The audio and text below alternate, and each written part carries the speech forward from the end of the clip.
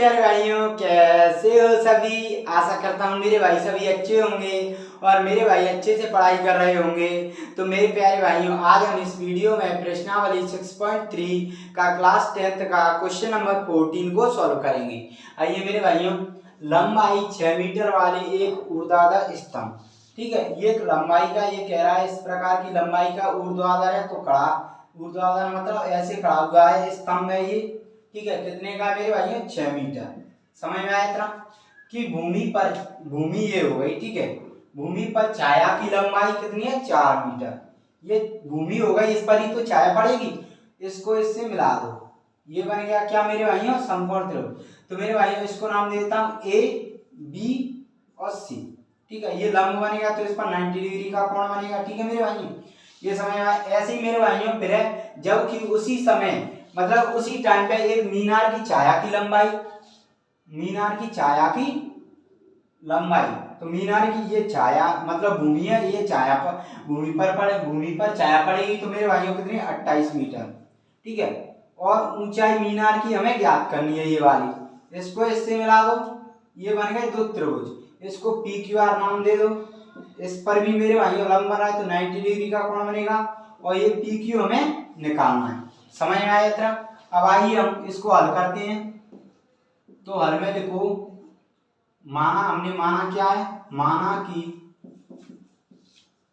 त्रिभुज A B C तथा त्रिभुज पी क्यू आर में क्या है? हमें दिया है, ये माना है तो हमें दिया क्या है? दिया है BC इक्वल टू 4 सेंटीमीटर, ठीक है। AB equal to 6 metre, sorry centimetre नहीं मीटर है, ठीक है। और मेरे भाइयों QR इक्वल टू 28 मीटर, ठीक है। RQ लिख सकते हो। हमें निकालना है PQ।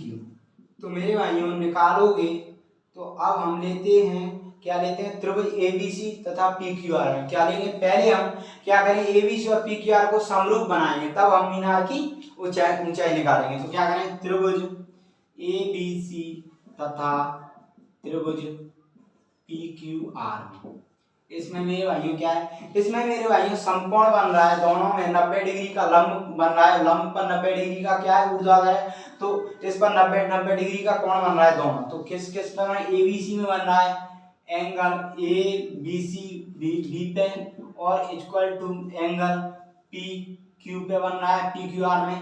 ये क्या है? 90 डिग्री के। तो मेरे भाई दोनों 90 डिग्री के, तो ये क्या होंगे? दोनों बराबर होंगे। तो angle ABC equal to angle PQR बराबर होंगे समीकरण 1। इतना क्लियर हुआ मेरे भाइयों। अब क्या करोगे? आइए अब मेरे भाइयों देखो, अब क्या करेंगे? अब ध्यान से देखना, इतना तो क्लियर हुआ होगा आपको।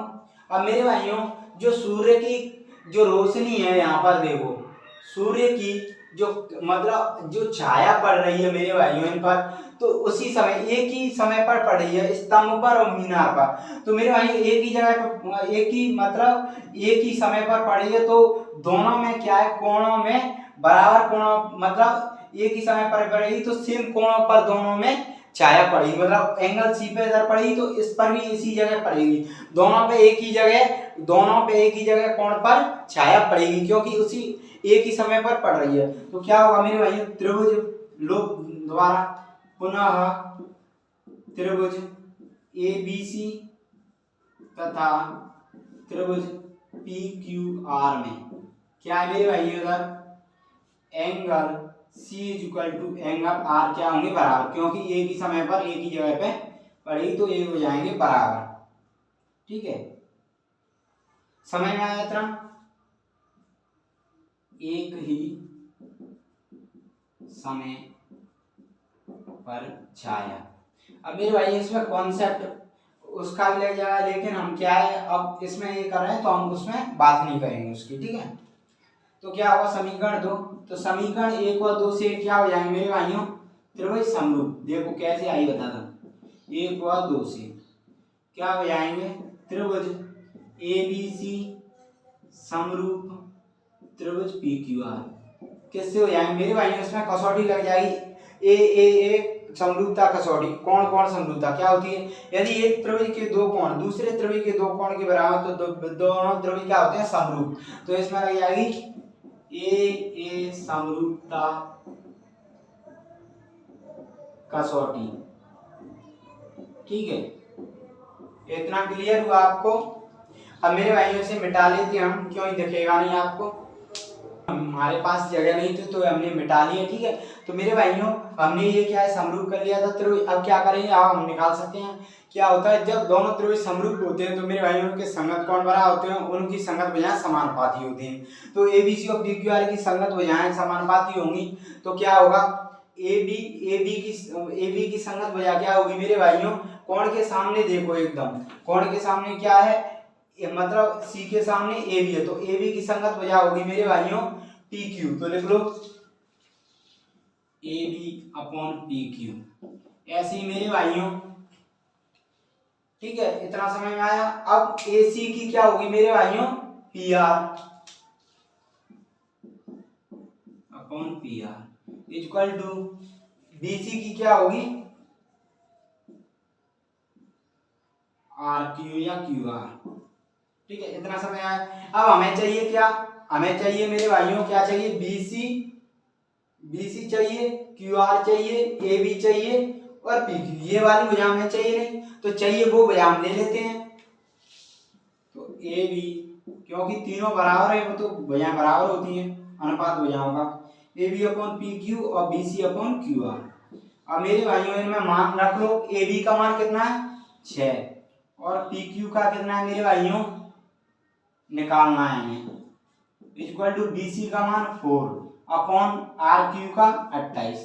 अब मेरे भाइयों आप जानते हो कि ये कट जाएगा, 4 कम 4 4 7 28। अब क्रॉस मल्टीप्लाई करोगे मेरे भाइयों तो क्या आ जाएगा? इधर ले लो, P Q equal to P Q का एक बचा तो P Q into 1 P Q equal to 7 into 6।